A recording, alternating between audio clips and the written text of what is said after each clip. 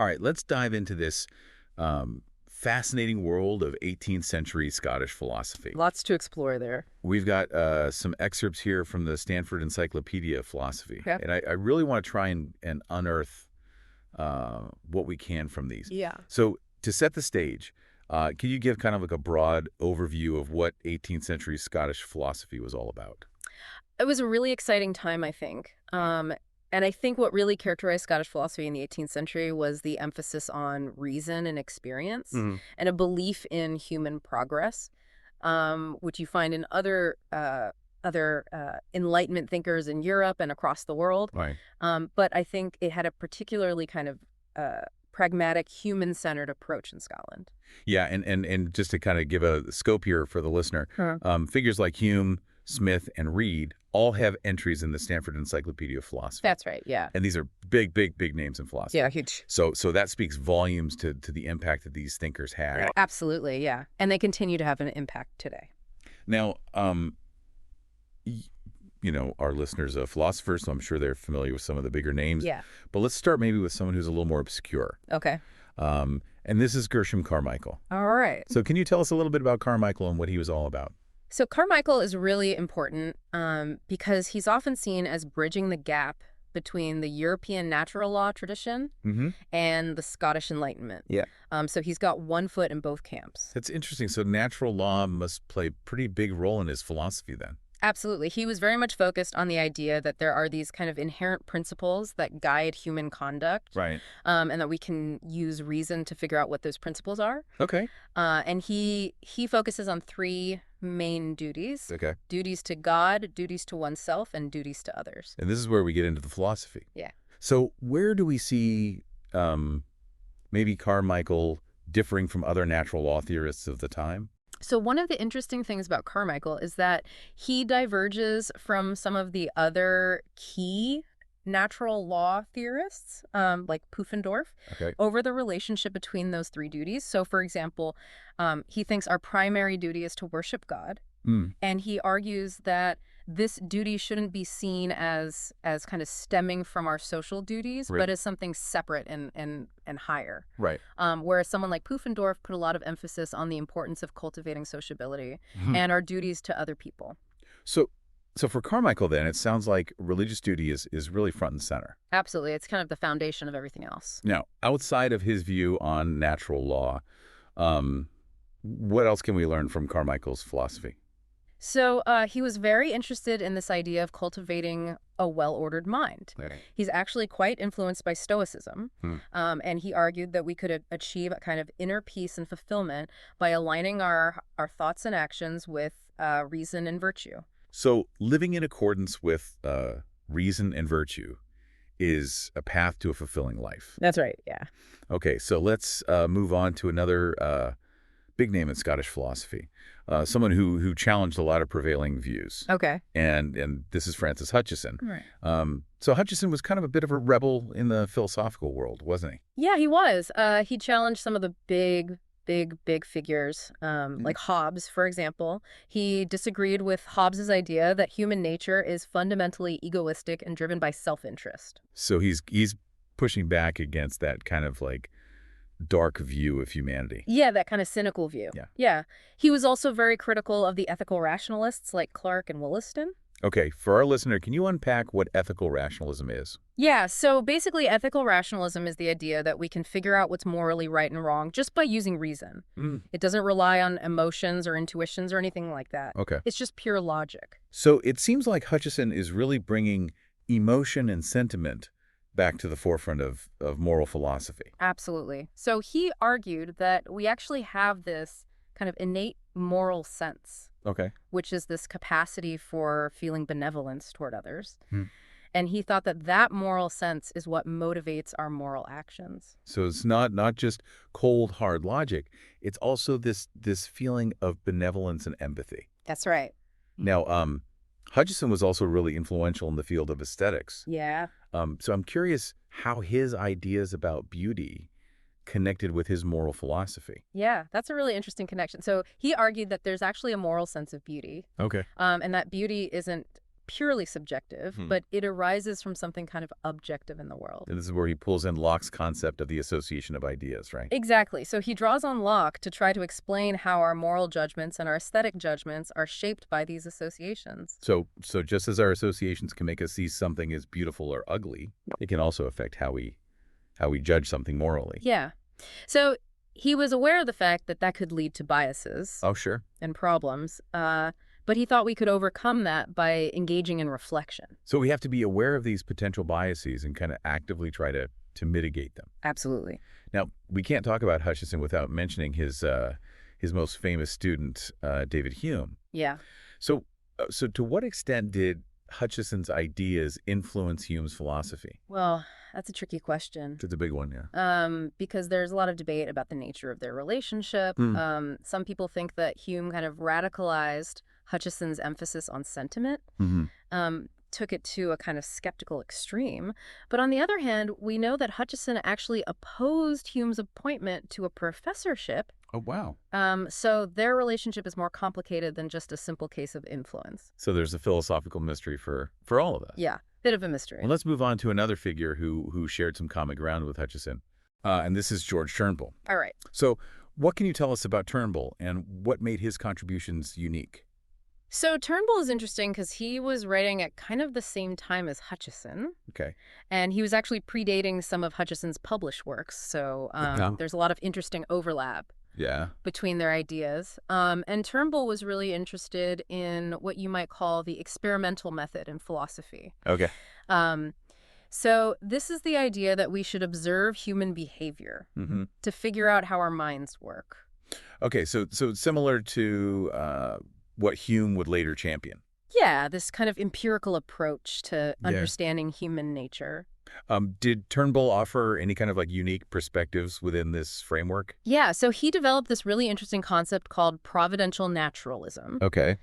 Which is the idea that because God created our nature, including our faculties for understanding the world, our senses, our reason, our moral intuitions, those must be fundamentally trustworthy. So God wouldn't design us to be constantly deceived by our own faculties. Exactly, yeah. So it's an interesting blend of empiricism and religious belief. I'm sensing a pattern here with a lot of these Scottish thinkers wrestling with the relationship between reason, experience, and faith. Yeah, that's a recurring theme for sure. Okay, let's keep going with this theme with another figure who had some really unique ideas about beauty, morality, and even God. Okay. This is Lord Kames. Right. So what can you tell us about Kames and what made his contributions stand out?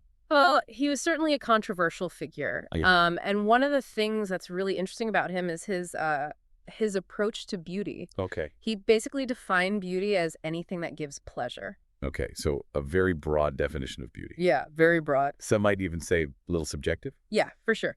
But he thought that this applied to morality as well. Okay. So he saw virtue as a form of beauty. All right, so we're blurring the lines here between aesthetics and ethics. Yeah, there's a lot of overlap for him. Okay. And he also extended this principle of pleasure to his theological views. And this is where things get even more interesting, especially for our philosopher listener. Yes. So, we've got Hume arguing that we can't really infer God's perfection from the imperfections of the world. Yeah, that classic problem of evil. Right. How does Kames respond to that? So Kames thinks that we can draw conclusions about God that go beyond what we can strictly prove through reason. Okay. And he argues that we actually have a natural tendency to see the world as predominantly good, even with all its imperfections. Okay. And he thinks that points to a benevolent creator. So he's not just relying on pure logic here. No. He's suggesting that we have this kind of inbuilt faith, this optimism that guides our understanding of God. Right. But then he takes things a step further. Oh. Which is always fun with Kames. Right.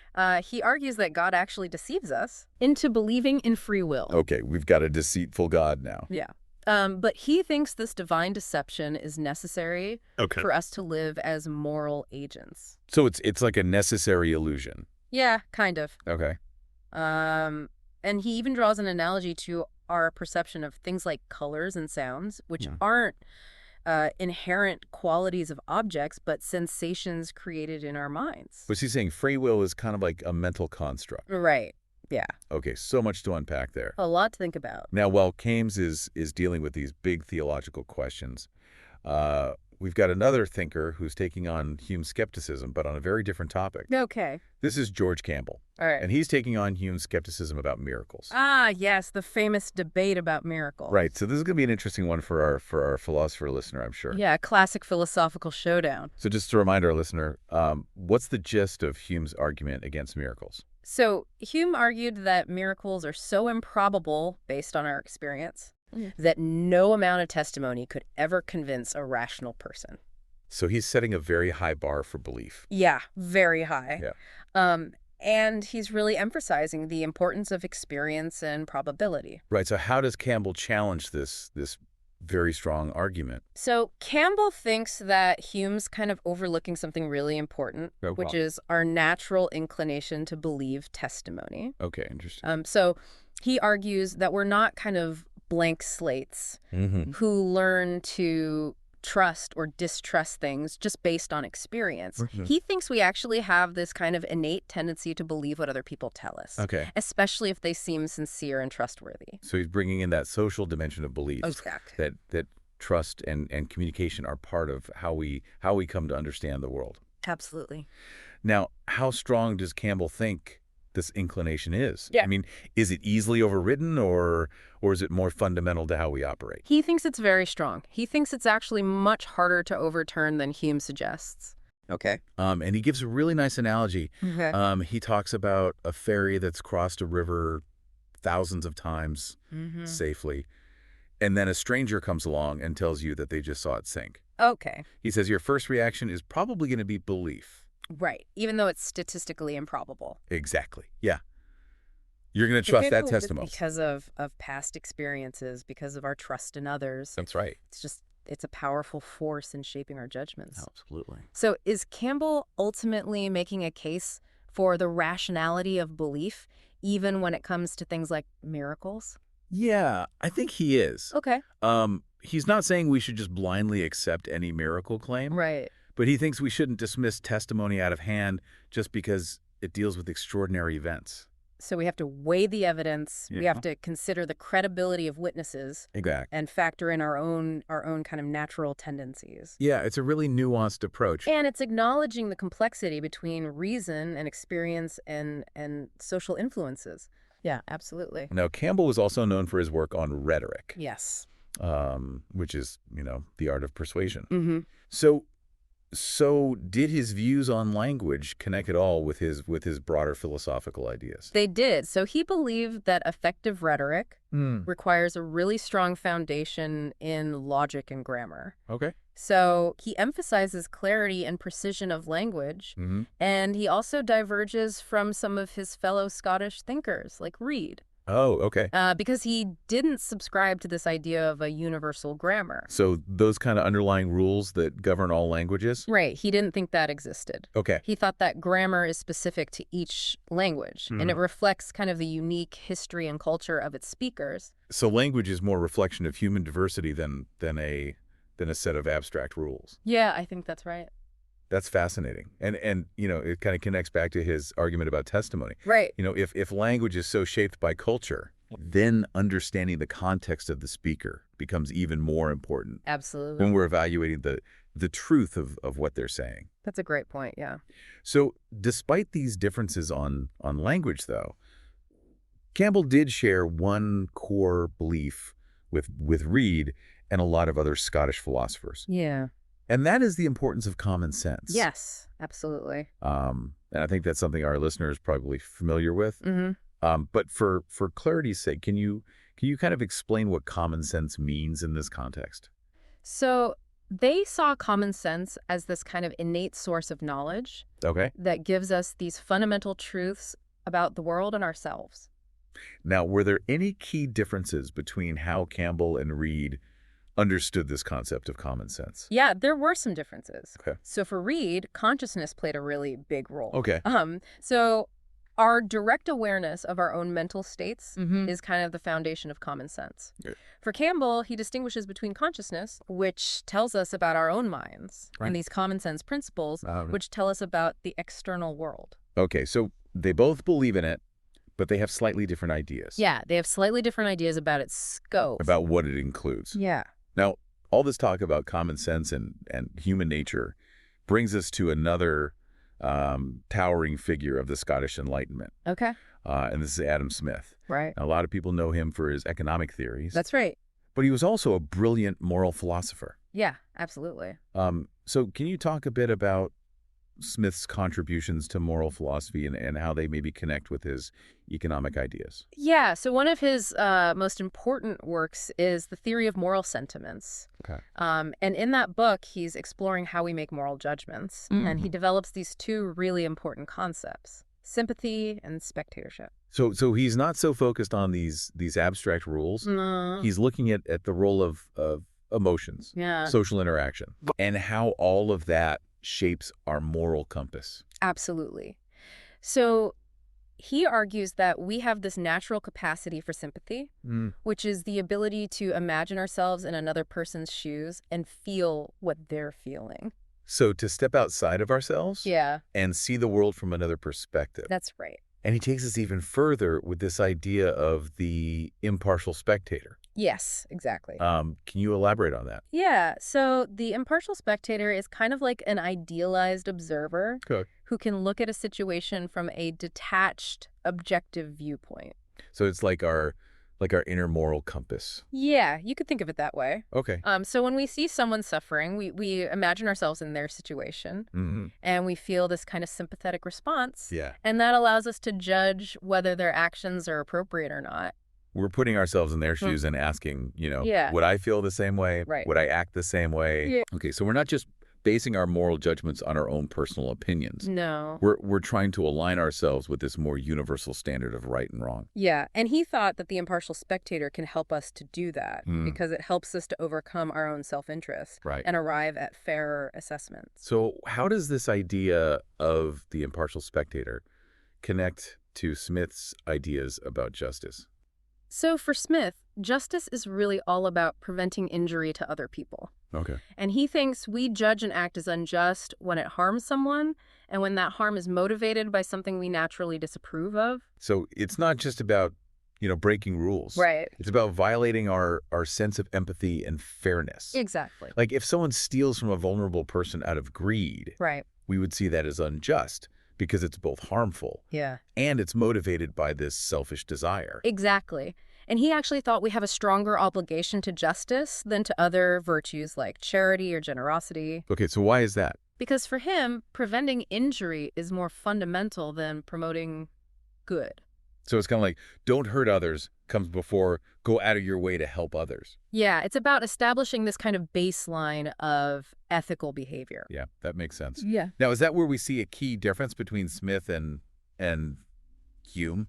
Yeah, that's one of the key differences. So Hume grounded our approval of justice in its utility. Okay. So how useful it is for society. Right. Whereas Smith thought it goes deeper than that. So for Smith, it's not just this cold calculation. No. It's a deeply felt moral sentiment. Exactly. He thought even the most kind of unthinking individuals have this abhorrence of injustice. It's like we're hardwired for fairness. Yeah, he thinks it's instinctual. Okay, that's super interesting. And I know our listener, as a philosopher, is going to appreciate this next point. Okay.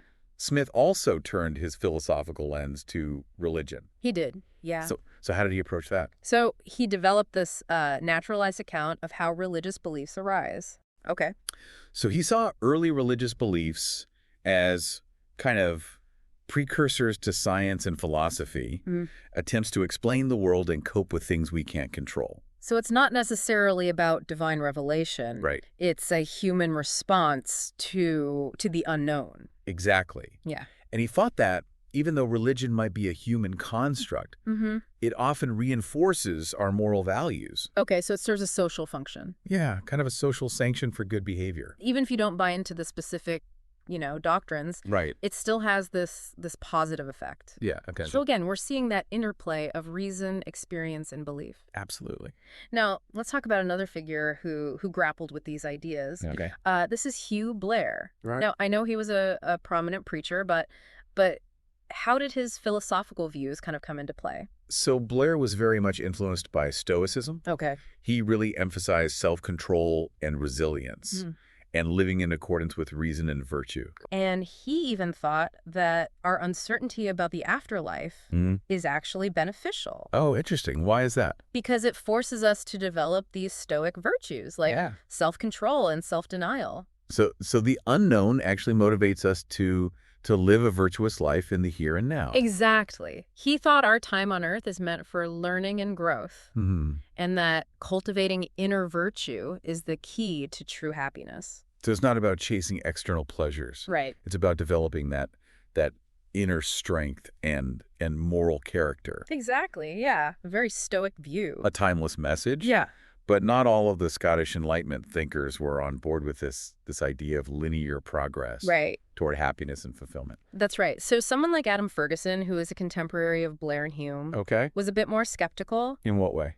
Well, he didn't necessarily think that human happiness was increasing over time. Okay. He thought maybe some earlier societies might have been just as content. So he's challenging that assumption that modern is always better. Yeah, he was very critical of the idea of progress.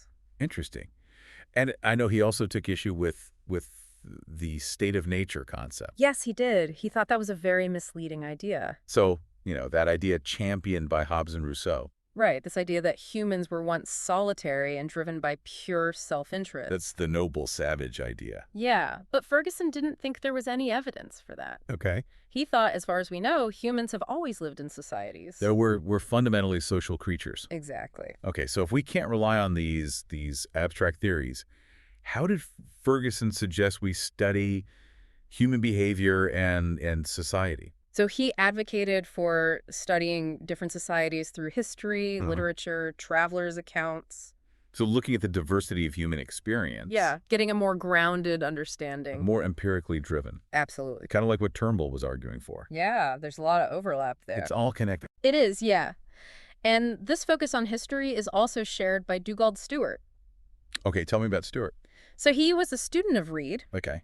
And he developed this method called conjectural history. Ooh, I like the sound of that already. What is that? So it involves using our knowledge of human nature to make educated guesses about the past. Okay. Especially when we don't have a lot of direct evidence. So we're filling in the historical gaps. Yeah. By asking, okay, given what we know about human psychology, right, what's the most likely explanation for this event? Exactly. For how this development happened? Yeah, he thought that was a much better way to understand history. Than just attributing everything to, God or miracles or whatever. Right. He wanted to emphasize the human factors at play. Okay, and this emphasis on human nature as a driving force in history. Yeah. That was something that Hume was also really interested in. Absolutely. They both saw history as this valuable tool for understanding ourselves. It can illuminate the present. That's a good point.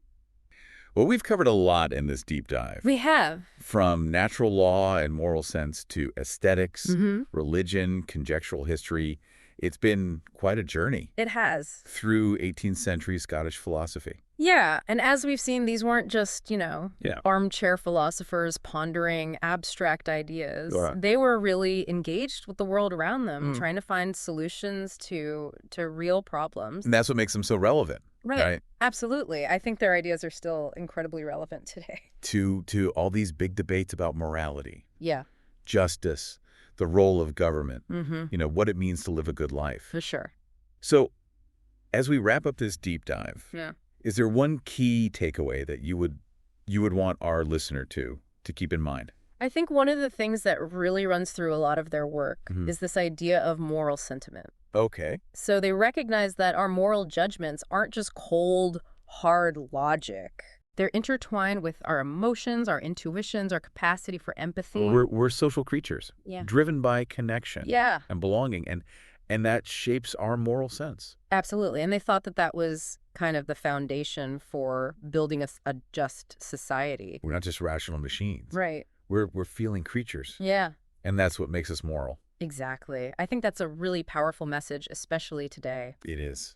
To our listener, we encourage you to keep exploring this rich legacy of the Scottish Enlightenment. Yes, there's so much to discover there. So many insights to be gained from these brilliant minds. Absolutely. Keep questioning, keep learning, and keep seeking a life of meaning and purpose. Beautiful. And on that note, we'll bid you farewell. Until next time. Until next time, keep diving deep. So for Smith, justice is all about preventing injury to others. Okay. And we judge an act as unjust when it harms someone, and that harm is driven by something we just naturally disapprove of. So it's not just about breaking the rule. It's about violating our sense of empathy. Yeah, our sense of fairness. Yeah, like if someone steals from a vulnerable person out of greed, we would see that as unjust. Yeah. Because it's harmful. Yeah. But also because it's motivated by selfishness. Exactly. And he actually thought that we have a stronger obligation to justice than to other virtues like charity or generosity. Okay, so why did he think that? Well, because for him, preventing injury is just more fundamental than promoting good. So don't hurt others. Yeah. Comes before, go out of your way to help others. Yeah, you got to kind of establish that baseline first. Right, establish that ethical baseline. Yeah. And is that where we see a difference between Smith and Hume? Yeah, that's one of the key differences between them. Okay. So Hume grounded our approval of justice in its utility. Okay. So its usefulness to society. Okay. But Smith thought our sense of justice goes deeper than that. So it's not just a cold calculation. It's a moral sentiment. Yeah, it's something we feel very strongly. We feel it in our gut. Yeah, he thought that even the most unthinking individuals just abhor injustice. Like it's instinctual. Yeah. It's like we're hardwired for fairness. Right. And I know our listener, being a philosopher, is going to love this next point. Okay. Smith also turned his philosophical lens to religion. He did? So how did he approach that topic? Well, he developed this naturalized account of how religious beliefs arise. Okay. So he saw early religious beliefs as these kind of precursors to science and philosophy, Cool. attempts to explain the world and cope with things that we just couldn't understand or control. So it's not necessarily divine revelation. Right. It's more a human response to the unknown, Exactly. trying to make sense of things. Yeah, and even though religion might be a human construct for him, he thought that it often reinforces our moral values. Okay. Provides an extra kind of social sanction for good behavior. So it serves a social function. Yeah. Even if you don't necessarily agree with all the doctrines, it can still have this positive impact. Yeah, potentially. Okay. And again, we're seeing that interplay of reason, experience, and belief. Absolutely. Yeah. Now, speaking of moral values, Okay. let's talk about another figure, Right. Hugh Blair. Okay. So I know that he was a prominent preacher, Yeah, very influential preacher. but how did his philosophical views come into play? So Blair was really influenced by Stoicism. Yeah. He emphasized self-control and resilience and living in accordance with reason and virtue. Okay. And he even thought that our uncertainty about the afterlife is actually a good thing. Okay, that's interesting. Why did he think that? Well, because he thought it forces us to develop these stoic virtues. Okay. Like self-control and self-denial. So the unknown motivates us to live a virtuous life. Yeah, to focus on the here and now. In the present moment. Yeah. Okay, so we're not, banking on some future reward. Right. We're trying to be good for goodness sake. Yeah, he thought our time on earth is for learning and growth. And cultivating virtue is the key to true happiness. It's a very stoic view. Yeah, very much so. A timeless message, really. Yeah. Now, not everyone in the Scottish Enlightenment was on board with this idea of linear progress, though. That's right. This constant march towards happiness and fulfillment. Yeah, someone like Adam Ferguson, Okay. who was a contemporary of Blair and Hume, Okay. was a bit more skeptical about that. So how so? Well, he didn't necessarily think that human happiness was increasing over time. Okay. He thought that maybe some earlier societies were just as content as we are. So he's challenging that assumption that modern is always better. Yeah, he was very critical of the idea of progress. Okay. And he also took issue with this idea of the state of nature. Yes, he did. That idea that was really popular with Hobbes and Rousseau. Right, this idea that humans were once solitary and self-interested. It's that noble savage idea. Yeah, exactly. So what did Ferguson think about that? Oh, he thought it was completely wrong. Okay. He didn't think there was any evidence for it. Okay. He thought, as far as we know, humans have always lived in societies. So we're social creatures by nature. Exactly. Okay, so if we can't rely on these abstract theories about the state of nature, how did Ferguson suggest that we study human behavior and society? Well, he thought we should study different societies through history, literature, travelers' accounts. Okay. Get a more grounded understanding. So looking at the diversity of human experience? Yeah. more empirically driven? Absolutely. Kind of like what Turnbull was talking about. Yeah, there's a lot of overlap there. Yeah, it's all connected. Yeah, Now, this focus on history was something that Dugald Stewart was also interested in. that's right. So tell me about Stewart. So Stewart was a student of Reid, Okay. and he developed this method called conjectural history. Conjectural history. Yeah. Okay, tell me more about that. So it involves using our knowledge of human nature to make guesses about the past, Okay. especially when we don't have a lot of direct evidence to go on. So we're filling in the gaps. Okay. By saying, okay, given what we know about how humans think and behave, Yeah. what's the most likely explanation for this event or this development? So we're not just saying, oh, God did it, or it's a miracle. Exactly. We're looking for the human factors, Yes. like underlying causes. And this emphasis on human nature as a driving force in history, Yeah. that was something that Hume was also interested in. Absolutely. So again, we're seeing those connections. Yeah, they both saw history as this valuable tool for understanding ourselves. Yeah, that by studying the past, we can illuminate the present. Absolutely. That's a good point. Well, we've covered so much ground in this deep dive, Yeah. from natural law and moral sense to aesthetics, Yeah. religion, Mm-hmm. conjectural history. A lot of big topics. It's been a real whirlwind tour through 18th century Scottish philosophy. It has. Yeah. And what's really striking is these weren't just, armchair philosophers No, they weren't. thinking about abstract ideas. They were engaged with the They world. were engaged in the world. Trying to grapple with real issues, Yeah. trying to find solutions to problems. And that's what makes them so relevant today. I think so, yeah. Their ideas are still incredibly relevant. To our discussions about morality, Mm-hmm. justice, the role of government, Yeah. what it means to live a good life. Absolutely. So as we wrap up this deep dive, Okay. is there one key takeaway you would leave with our listener? I think one of the big takeaways from all of this is this idea of moral sentiment. Okay.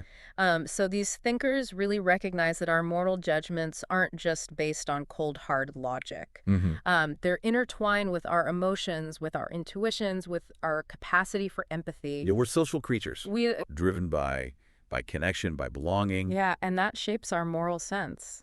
and ultimately helps us to build a more just world. Yeah, I think that's a really powerful message.